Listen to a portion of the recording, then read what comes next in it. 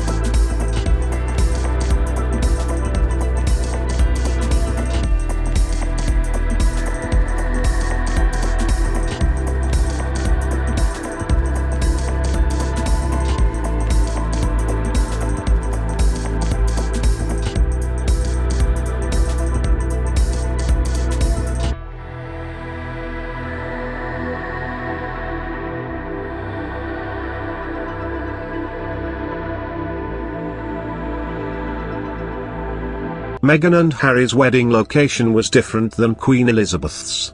Princess Elizabeth married Philip Mountbatten on November 20, 1947, at London's Westminster Abbey.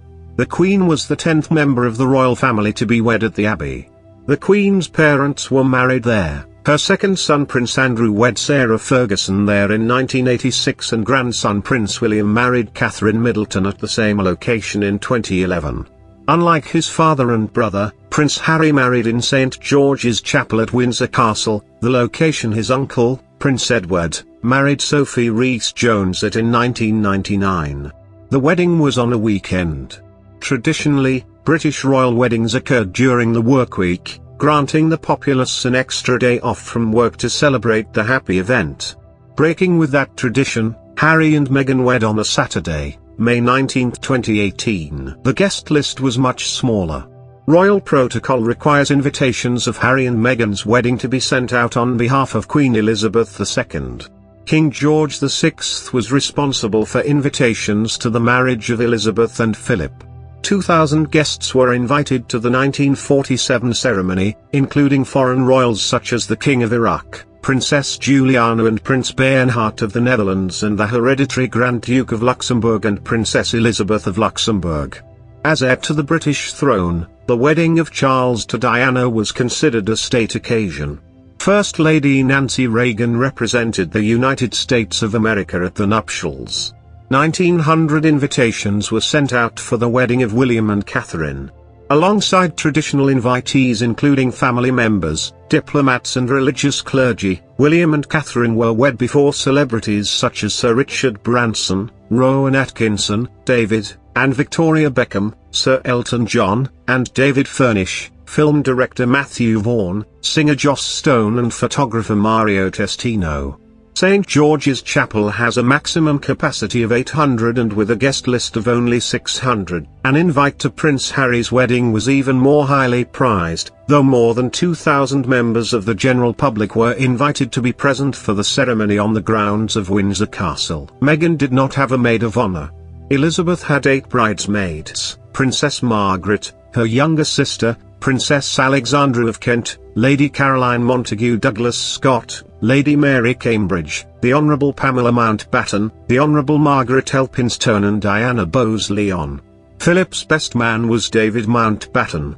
Charles was supported at his wedding by his brothers, Andrew and Edward, and Diana had 4 attendants. Harry was best man at brother William's wedding to Catherine, who broke with tradition and had her sister Pippa Middleton in the role of maid of honor, as well as 4 attendants and 2 page boys. While Harry chose his brother, William, for best man, Meghan decided not to have a maid of honor. Meghan did not wear a dress made of lace. A tradition dating back to the 1847 marriage of Queen Victoria to Prince Albert is for the bride to wear a white gown, usually made from or incorporating lace. Elizabeth's wedding gown was designed by Sir Norman Hartnell. A decision on the design was approved mid-August 1947, which was less than 3 months before the wedding. According to Hartnell, he took inspiration for the design from Botticelli's famous painting Primavera. Only 2 years after the end of World War II, Elizabeth had to use clothing rations to pay for her dress, which featured a fitted bodice, heart-shaped neckline and had a 15-foot silk tulle train attached at the shoulders. The dress was decorated with crystals, and 10,000 seed pearls imported from the United States of America. Elizabeth's jewelry for the day consisted of a diamond fringed tiara, the frame of which broke as the bride was putting it on and had to be hastily repaired, and 2 pearl necklaces left to the crown by Queen Victoria, which was gifted to Elizabeth as a wedding present by her father. Diana's wedding dress was made of ivory silk taffeta and decorated with embroidery, sequins and 10,000 pearls. Designed by Elizabeth and David Emanuel, it featured a 25-foot taffeta and antique lace train and was rumoured at the time to have cost £9,000. Diana wore the Spencer family heirloom tiara. William famously proposed to Catherine with his mother Diana's sapphire and diamond engagement ring.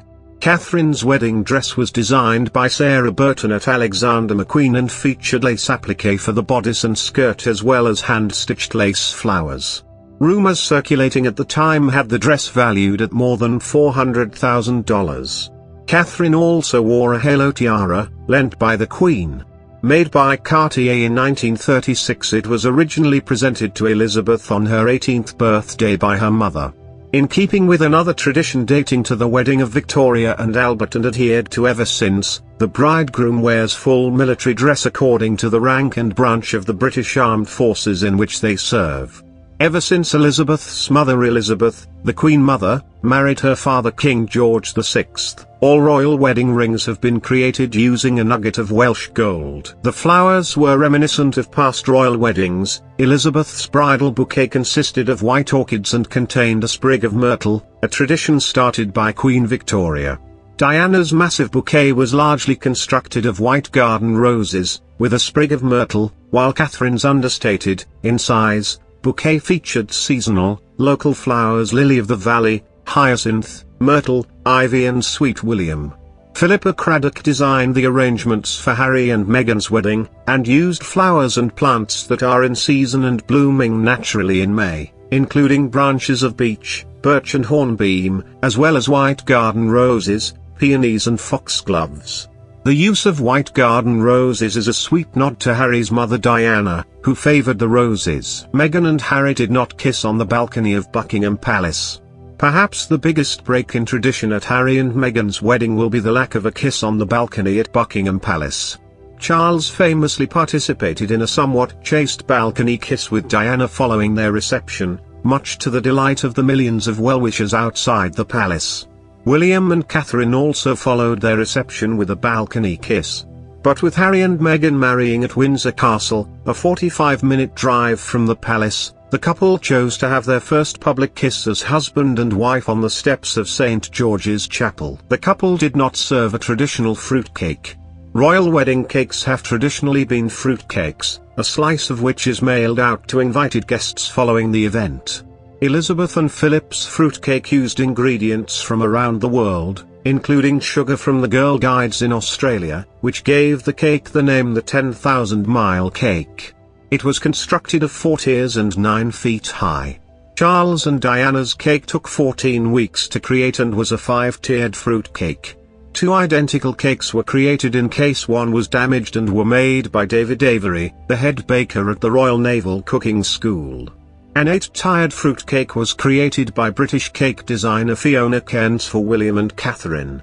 It featured a British floral theme with sugar paste flowers. Additionally, British cake and biscuit company McVitie's created a chocolate biscuit groom's cake for the reception at Buckingham Palace. Made from a royal family recipe, it was reportedly a special request by William. Breaking with the tradition of having fruit cake, Harry and Meghan cut into a lemon elderflower cake that will incorporate the bright flavors of spring created by California-raised but now London-based pastry chef Claire Patak. It also featured buttercream and fresh flowers as decoration. They kept their honeymoon a secret. Princess Elizabeth and Prince Philip spent their wedding night in Broadlands, Hampshire, the home of Philip's uncle, Earl Mountbatten. They were accompanied by Elizabeth's dog, a corgi named Susan. The remainder of their honeymoon was spent at Birkhall on the Balmoral estate. Charles and Diana also spent the first part of their honeymoon at the royal estate in Balmoral before boarding the royal yacht Britannia for a 2-week cruise on the Mediterranean. William immediately returned to his work as a search and rescue pilot following his wedding to Catherine. 10 days later the couple departed for their honeymoon at a secluded villa located on a private island in the Seychelles. Lasting only 10 days, the respite was limited by William's Royal Air Force duties and a scheduled royal visit by the couple to Canada and the United States of America. Harry and Meghan managed to keep the details of the honeymoon top secret.